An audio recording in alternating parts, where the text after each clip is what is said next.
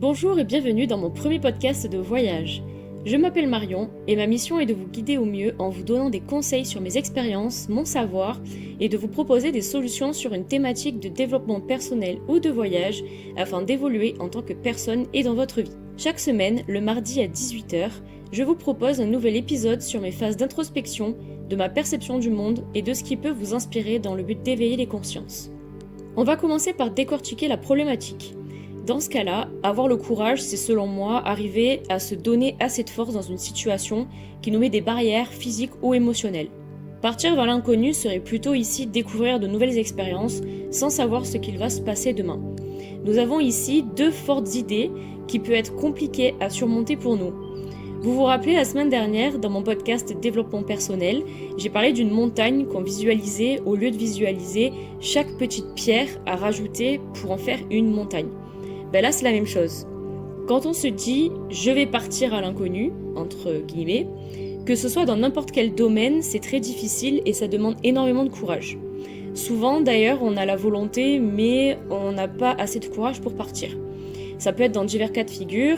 Par exemple, mon homme me frappe, c'est plus fort que moi, je n'arrive pas à partir. Ou tout simplement, j'ai envie de partir mais j'ai peur. J'ai envie de faire un voyage seul et ça me fait peur. J'ai envie d'aller à la salle de sport seule, mais j'ai peur de me retrouver là-bas. Je dois changer ma nutrition, mais il y a trop d'efforts à fournir. Enfin bref, ce sont des exemples que beaucoup de filles et de garçons ont eu dans leur vie. Dans ces différents cas, il y a la même conclusion. Nous avons peur des conséquences. La peur de ne pas savoir, de sortir de sa zone de confort, de tout perdre et de ne rien retrouver ensuite. Il n'y a pas de simple ou plus complexe.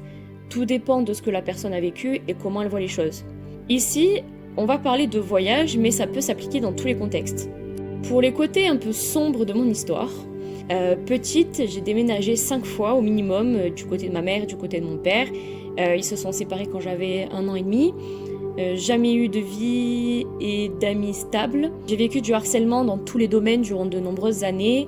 Familial pendant 5 ans, scolaire, du collège même jusqu'au BTS. Beaucoup de trahison amicale, même dans mon centre équestre quand j'étais petite, par mon ancienne monitrice. Et plus tard au travail, jusqu'à l'année dernière encore. Mais en fait, il y avait beaucoup de manipulation. C'est important quand même de différencier la manipulation du harcèlement, de l'agression, etc. J'ai vécu également une agression sexuelle par un homme de 60 ans. J'avais 14 ans à l'époque.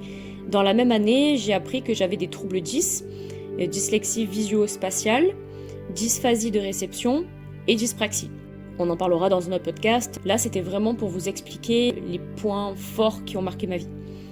Sûrement aussi un TDA que nous n'avons pas diagnostiqué et tous mes diagnostics se sont faits très tard au lycée. Pour l'anecdote, c'est une professeure d'économie qui est venue me voir à la fin du cours en disant « Marion, ça serait bien que tu fasses un diagnostic chez une orthophoniste parce que tu ressembles beaucoup à mon fils et il a toujours la tête en l'air, il a la tête dans les nuages, et il n'écoute pas forcément ce qu'on dit, il réfléchit à beaucoup de choses, enfin bref. » Ça lui avait mis la puce à l'oreille et au final, c'est la seule prof qui a remarqué ça. Raison puisque les résultats sont tombés. Donc j'avais déjà tout mis en pratique seule pour m'en sortir et y arriver autant que les autres, depuis toute petite, même si ma mère a passé énormément de temps avec moi pour les devoirs. Ça m'a toujours demandé une plus grosse charge de travail pour trouver mes techniques et mes repères. Par exemple, surligner, écrire plus gros, réécrire toutes mes copies, faire des fiches de révision, enfin bref, tout ça, ça a été clairement ma scolarité. On en reparlera aussi dans un autre podcast. Je pense que c'est intéressant pour vous, ça sera intéressant, de vous identifier et de trouver vos propres techniques comme moi j'ai trouvé les miennes. J'ai vu plusieurs psychologues jusqu'à présent, à chaque fois pour un sujet différent, puis je me suis dit que j'avais trop de problèmes à traiter, que ça allait prendre trop de temps et que je devais me débrouiller toute seule. J'ai dû très souvent me débrouiller seule et ça a fini par marcher même si ça mettait plus de temps. Je pense vraiment qu'il faut respecter le point de vue de chacun pour les psychologues, parce que certains vont me dire, et je comprends très bien, ça reste un humain, il aura sa perception des choses, il va pas forcément dire la même chose qu'un autre, ça sera peut-être un diagnostic erroné, il va peut-être passer à côté de quelque chose. Oui, je suis entièrement d'accord avec ça, et c'est aussi pour ça que j'ai, entre guillemets, arrêté d'aller voir les psychologues, et que pour moi, pour ma part, ça serait mieux d'aller voir des coachs. Encore une fois, je me réfère à la vidéo de la semaine dernière concernant les coachs et les faux coachs. à différencier, etc., c'est très important de trouver le bon thérapeute, le bon spécialiste. Enfin bref, en fait, tant que ça vous fait du bien à vous et que vous voyez la différence sur du long terme, c'est le plus important. Après, il y en a qui vont réussir à faire leur psychologue à eux-mêmes sur une durée plus ou moins longue. Et il y a des personnes comme moi qui réussissent petit à petit à écrire, à tout organiser, à tout déchiffrer, à déchiffrer notre personnalité, etc., ce qu'on devrait faire, ce qu'on ne devrait pas faire. Enfin bref, ce genre de personnes comme moi qui sont cérébrales, qui arrivent à trouver des solutions propres à nos problèmes. Ensuite arrive la confiance en soi, quand nous n'avons pas le choix face à des situations et qu'elles nous poussent à nous améliorer chaque jour. On finit par être fiers de nous et on a une meilleure estime de nous. C'est un cercle vertueux. Personnellement, après 2 entreprises créées et une dizaine de boulots testés, j'ai fini par en avoir marre de toujours me faire exploiter, gagner une misère, compter mes sous et me mettre à fond dans une entreprise pendant des années pour que ça prenne pas, à cause du manque de temps, d'argent et surtout du système français qui n'aide pas du tout les entrepreneurs. Enfin, moi je le vois comme ça. Après, chacun a son fonctionnement, chacun a sa vision des choses. Suite à ma dernière grande relation qui a duré 3 ans et demi, je me suis mise avec un homme plus âgé qui avait pour projet de partir en Australie avec son ex, mais ils se sont séparés juste avant le départ. Il voulait quand même partir seul, donc je ne voulais pas m'interposer dans ce qu'il voulait lui. Très clairement, il m'a toujours fait comprendre, il m'a toujours dit qu'il ne voulait pas partir avec quelqu'un, donc j'ai respecté son choix, mais ça m'a réellement donné envie de partir aussi. En fait, ça a été vraiment le déclencheur. Alors pour le coup, l'Australie, je n'y avais vraiment pas pensé et je pensais honnêtement que ça serait ma dernière destination. Moi, je rêvais d'aller au Canada, dans le Montana, en Islande, en Suisse, en Indonésie, en Polynésie, mais l'Australie, ça m'inspirait pas trop. Alors j'ai décidé de me renseigner de mon côté à fond sur les meilleurs pays à visiter, tout ce qui se passait, comment mieux économiser, est-ce qu'il y a du travail, etc. Et en un mois, j'avais un carnet avec toutes les villes, l'organisation, le fonctionnement du pays, le climat, les saisons, mes objectifs personnels pour aller là-bas. On en a beaucoup parlé tous les deux avec ce gars-là. La relation a duré 3 mois, mais vous savez, entre scorpions, soit ça passe, soit ça casse, et on n'était pas fait pour être ensemble, donc on a fini par couper les ponts. Il est parti avant moi, et moi je m'organisais pour partir de mon côté. J'ai mis 6 mois à construire mon projet pendant mon année d'alternance en tant que monitrice d'équitation pour débutants. Alors ça s'appelle animatrice équestre. Mais comme je n'aime pas prononcer ce nom, je préfère dire monitrice d'équitation pour débutants jusqu'au galop 4. Et pendant que je passais mon diplôme, j'attendais que ça se finisse pour partir, clairement, j'attendais que ça. Pour moi, il était impératif d'établir un tableau avec mes motivations, objectifs et mes appréhensions, peurs. C'est important de faire ça dans toutes les grandes étapes de votre vie, que ce soit un voyage ou les décisions que vous devez prendre. Ça vous permet de visualiser ce que vous avez en face de vous, soit oui, soit non, la problématique, les solutions, etc. En fait, de visualiser, mettre des mots, mettre des couleurs, changer de typo, etc. De faire un beau carnet ou juste un carnet de brouillon, peu importe. Peut-être que je vous le montrerai un jour, j'appelle ça un carnet de personnalité. Vous pouvez aller voir sur mon Instagram, j'avais fait une vidéo à ce sujet-là avant de partir. Je crois que c'était comment bien s'organiser la vidéo. Enfin voilà, je vous laisse aller voir. Donc, quelles ont été mes motivations ? Alors, donc là je reprends mon carnet. Prendre confiance en moi et mes capacités. Être plus autonome. Avoir des opportunités de travail. Devenir bilingue en anglais. Faire des rencontres. Avoir une nouvelle vie. Me bouger le cul. Changer de perception sur le monde. Déstresser et lâcher prise. Découvrir le monde. Mettre de l'argent de côté pour mes projets pro et mes voyages. Vivre la van life. Faire un road trip. Élargir mes connaissances. Me surpasser. Faire évoluer mes business. Évoluer sur les réseaux et grandir personnellement et faire évoluer ma conscience. Mes appréhensions, donc être loin de la famille, être déstabilisé, peur de l'abandon, me retrouver seule, manque d'économie, ne pas y arriver au travail, être triste, nostalgique, animaux, faune et flore, parce que oui, on sait qu'en Australie, c'est dangereux. J'ai fait l'expérience il y a quelques jours, je me suis fait attaquer par une fourmi noire géante qui m'a bien mordu le doigt. Bon, j'ai encore un petit peu mal, ça gratte un petit peu au bout de 5 jours, mais voilà. Et lâcher mes opportunités ici. Et quand je dis lâcher mes opportunités ici, c'est vraiment lâcher les opportunités qu'il y avait en France.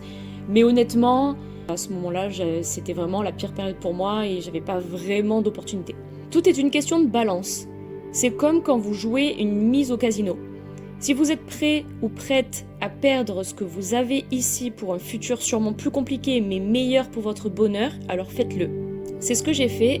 En 6 mois, j'ai réuni 10 000 € en vendant ma voiture, mes meubles, mes vêtements, le stock de mon entreprise, ma marque de vêtements, ma salle d'équitation. Alors, 10 000 € à ce moment-là, puis vous allez comprendre. Tout s'est aligné. La vie vous montre en général quelle est la bonne décision à prendre. J'ai proposé à mon ami qui cherchait un appartement de reprendre le mien. On a donc fait tout l'administratif, la passation qui a pris environ 3 mois, le temps que je fasse mes cartons, qu'elle s'installe, qu'on fasse les papiers, que je demande au proprio, etc. Vendre ma voiture qui a pris 5 mois environ, même un peu plus il me semble. Et j'ai bien dû baisser le prix parce que je l'ai vendu 7 500 € au lieu de 9 000, je l'avais mis à la base. Parce que bon, c'était quand même une Alfa Romeo Mito, reprogrammée, stage 1, flex fuel éthanol, qui avait quand même 350 Nm de coupe, pour ceux qui s'y connaissent, donc c'était une vraie bombe, voilà. Ma selle d'équitation qui est partie juste avant que je parte, donc tout était parfait. Mais des fois, la vie vous réserve des surprises bonnes ou mauvaises et des choses inattendues. Je tenais à revoir tous mes potes et ma famille avant de partir, donc j'organisais souvent des soirées. Je devais partir le 6 décembre, j'avais déjà réservé mon billet d'avion pour Melbourne, rejoindre ma pote là-bas, parce qu'elle, ça fait 8 ans qu'elle est là-bas, qu'elle m'aide avec les préparatifs, et je sentais que j'hésitais un peu de plus en plus, mais je me laissais pas le choix. Clairement, je me disais, vas-y, tu fonces jusqu'au bout comme d'habitude, et puis tu fais pas chier quoi.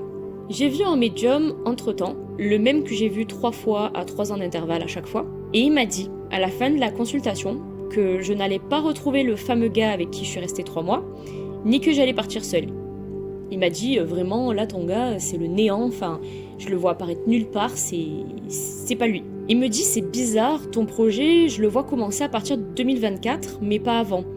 J'ai l'impression qu'il va se passer un truc, tu vas partir accompagné, mais pas de suite.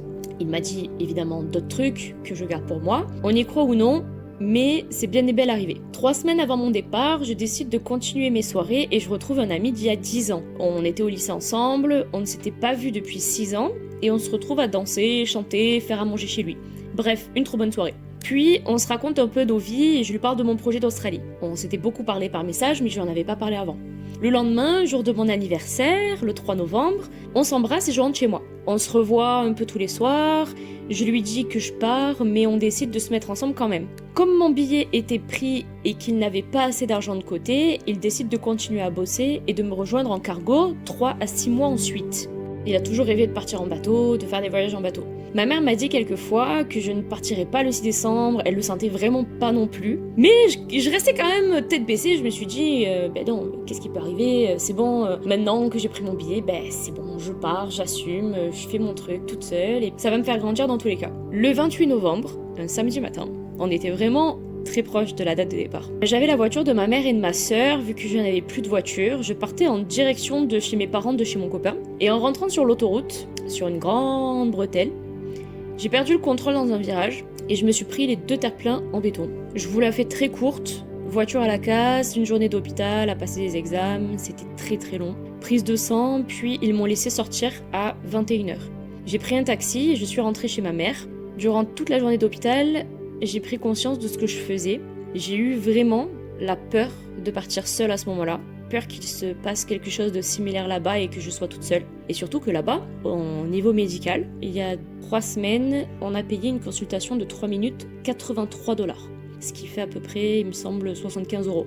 Un truc comme ça, un peu moins. J'ai pu parler à ma famille, à mon copain, puis on s'est mis d'accord que je vienne habiter chez lui et qu'on parte plus tard ensemble. Et là, ça a été un soulagement de ma journée d'hôpital, de toutes les épreuves qu'on avait déjà passées, tous les deux, de tout ça, une pression en moins. Ça a été un très gros soulagement sur le coup, plus de peur que de mal. Le lendemain, j'ai quand même perdu connaissance dans la douche. Bon, ça arrive après un coup du lapin. J'avais très mal au cou, j'arrive pas à me tourner, et puis je me suis dit le lendemain matin, et si j'allais prendre une douche chaude? Parce que la douche, c'est vasodilatateur, et puis vous connaissez la suite, pouf, tomber dans les pommes sous la douche. Pour l'anecdote, je me réveille, et en fait, j'ai vu le sol blanc de la douche par terre.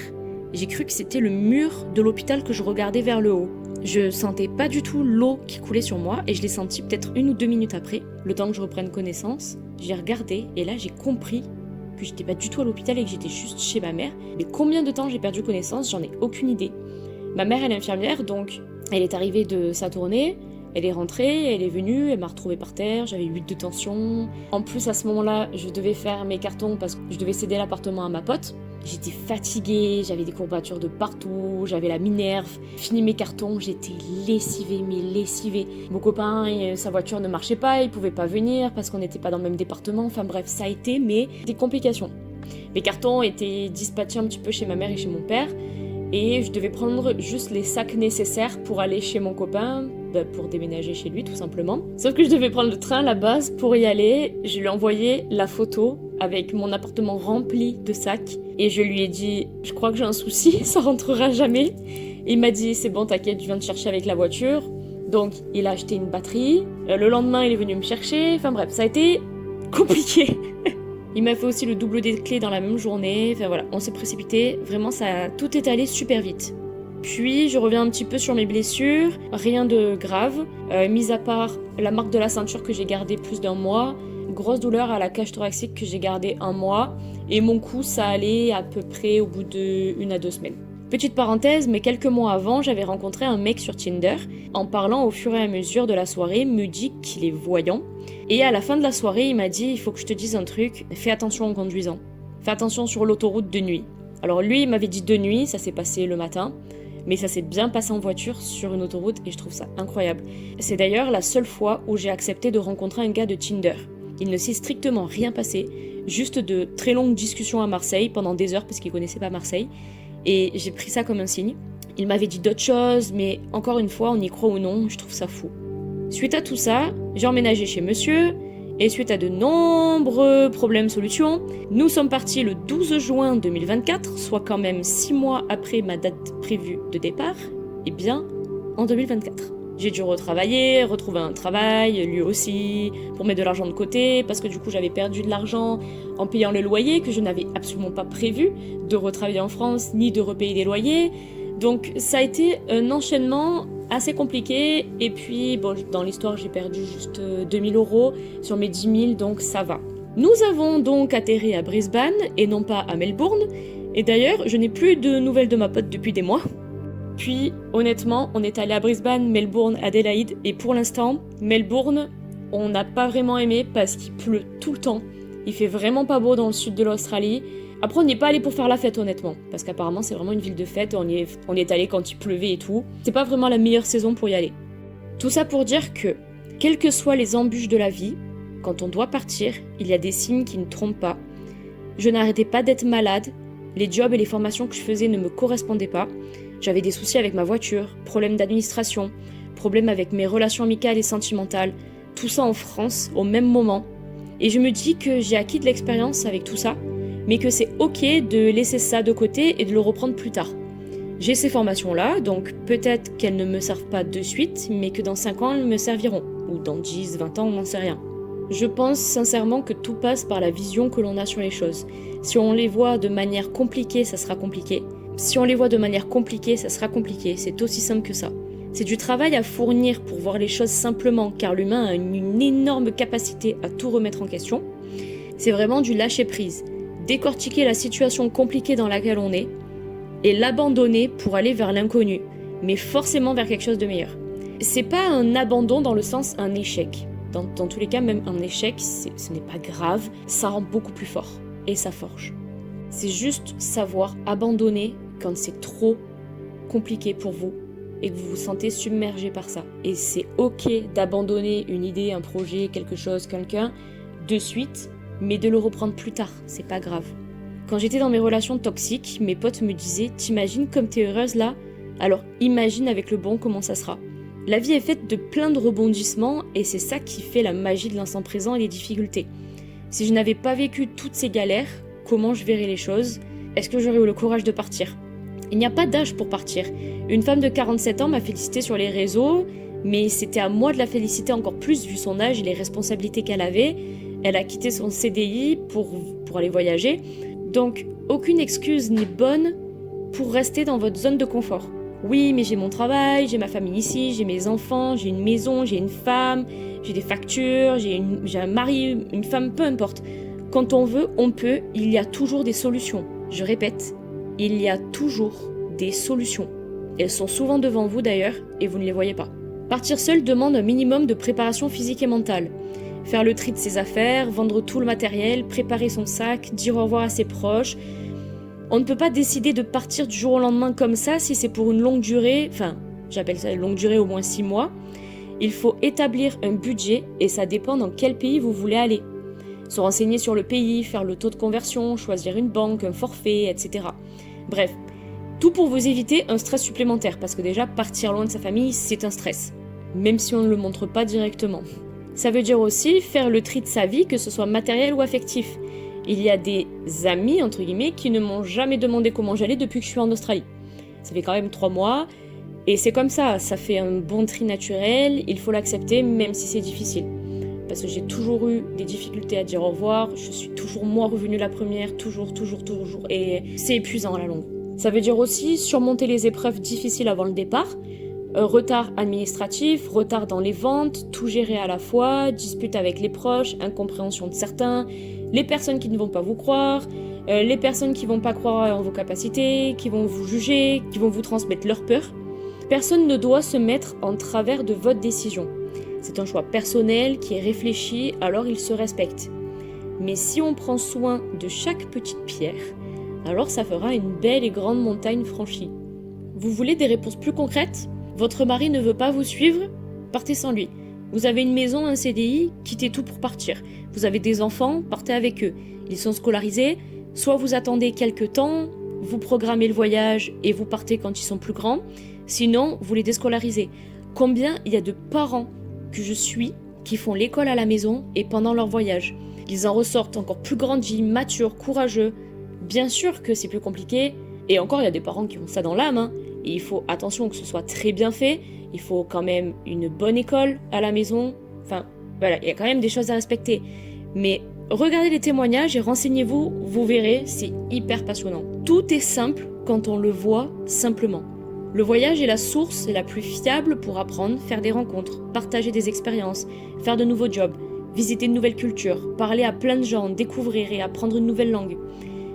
Écoutez encore une fois les témoignages de personnes qui sont parties seules ou à plusieurs à l'aventure et vous verrez ce qu'elles en pensent. En général, on vous dit que c'est la meilleure décision d'une vie.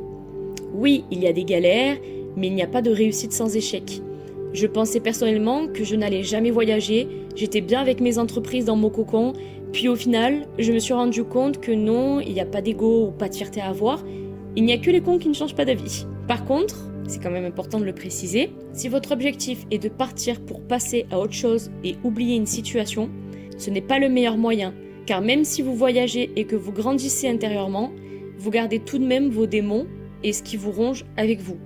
J'en ai fait ma propre expérience et j'en suis encore là actuellement. Ça, c'est purement des problèmes que vous devez régler seul, soit avant, soit dans votre coin pendant votre voyage, mais il est important de les traiter. Trop de gens attendent de trouver du travail et en demandent sur les groupes Facebook de backpackers en attendant que ça tombe tout seul. Je tiens à dire que ça fait partie de l'aventure et des galères du voyage. Tu veux trouver du travail, c'est comme partout. Tu te bouges à envoyer des CV, tu te déplaces, tu fais du porte-à-porte, aller dans des fermes, des marchés, des soirées, il faut appeler des gens via Maps, sur des applis d'emploi, bref, il y a un tas de solutions et personnellement, on a toujours réussi à trouver du travail jusqu'à maintenant. Plus la galère est grande, plus la victoire est belle. Si vous préférez rester dans votre vie et qu'elle vous convient, c'est évidemment ok, mais si vous avez cliqué sur la vidéo, c'est qu'elle doit vous parler. Autre solution aussi pour passer le cap. Déjà, si vous n'avez pas l'habitude de partir seul, commencez par aller faire vos courses, aller au cinéma, à la salle, au resto, seul, petit à petit. Ça peut être une très bonne approche et c'est ce que j'ai commencé à faire pour me détacher de toutes mes peurs et mes appréhensions. Vous pouvez organiser ce genre de sortie sur un agenda par exemple. Ça demande juste du courage et beaucoup de volonté, comme pour tout. Et pour l'anecdote encore, c'est d'ailleurs ma pote qui a récupéré mon appartement. J'étais avec mon ex à ce moment-là et ça se passait pas super bien, c'était vers la fin. Elle m'a dit « Marion, la meilleure expérience de ta vie, ça sera le voyage, il faut que tu partes. Il faut que tu partes seule, il faut que tu te découvres, que tu arrives à affronter tes peurs toute seule. Je t'encourage vraiment à faire ça, j'ai une pote qui est partie, elle est partie partout dans le monde entier, toute seule, elle s'est toujours débrouillée et franchement c'est génial, maintenant elle est devenue ultra indépendante et tout. Il faut pas que tu te caches derrière une personne, il faut pas que tu restes avec une personne si t'es pas heureuse. Elle m'avait vraiment motivée. Si tu passes par là, merci. Elle a planté la petite graine et je pense que ça a mûri tout doucement. Commencez ensuite par des petits voyages proches. Regardez des documentaires, vous renseignez sur les villes ou les pays, rencontrer des gens d'autres pays à des soirées ou à des bars. Pour ma part, c'est justement parce que j'avais envie de me prouver à moi-même et à mon entourage que j'étais capable de partir seule à l'autre bout du monde, de me débrouiller toute seule, de rencontrer des gens, partir à l'aventure, faire plusieurs expériences de travail, acquérir beaucoup de connaissances sur l'univers, parce que ça c'est une démarche personnelle. Personnellement, j'ai une démarche plutôt spirituelle, mais à chacun d'identifier ses raisons de partir et sa mission. Je sais que ma mission est d'aider les gens. Donc petit à petit, c'est ce que j'ai fait et c'est ce que je fais. En mettant en place des réseaux sociaux adaptés, des formations en coaching que je ferai plus tard, chaque chose en son temps, pour motiver les gens à sortir de leur zone de confort et dépasser leurs limites. Car tout ce qu'on a vu jusqu'à maintenant, ce sont des limites infondées. Ce n'est pas parce que je suis partie en couple que je ne partirai jamais seule. Et d'ailleurs, c'est toujours mon objectif principal de partir seule, aller faire une retraite spirituelle, me retrouver, affronter mes peurs pour avoir des réponses à mes questions. En gros, partir, faire une quête sur soi-même. Et je trouve que c'est la plus belle des initiatives. Pour grandir, apprendre à se connaître, mais aussi être juste pleinement heureux et épanoui. Personnellement, je sais que c'est ça mon objectif principal de vie, c'est être épanouie et heureuse. Et je pense que tout le monde devrait se l'octroyer. Parce que, mine de rien, je dirais 60% de la population que je croise, bon, on va pas faire une loi Pareto 80-20, je pense que c'est beaucoup 80, mais je pense qu'il y a bien 60% des personnes qui sont malheureuses dans leur vie et qui ne font rien pour changer. Et je trouve ça vraiment dommage. Parce que ça fait tellement prendre conscience de beaucoup de choses, sur tout ce qui nous entoure, sur la nature, sur juste les choses simples de la vie en fait. Bon, je pense que j'ai bien résumé. Et si vous voulez plus d'explications sur un sujet en particulier, c'est avec plaisir que j'en ferai un podcast dessus. Sur ce, n'hésitez pas à commenter, à partager la vidéo pour me soutenir. Bonne journée et douce nuit!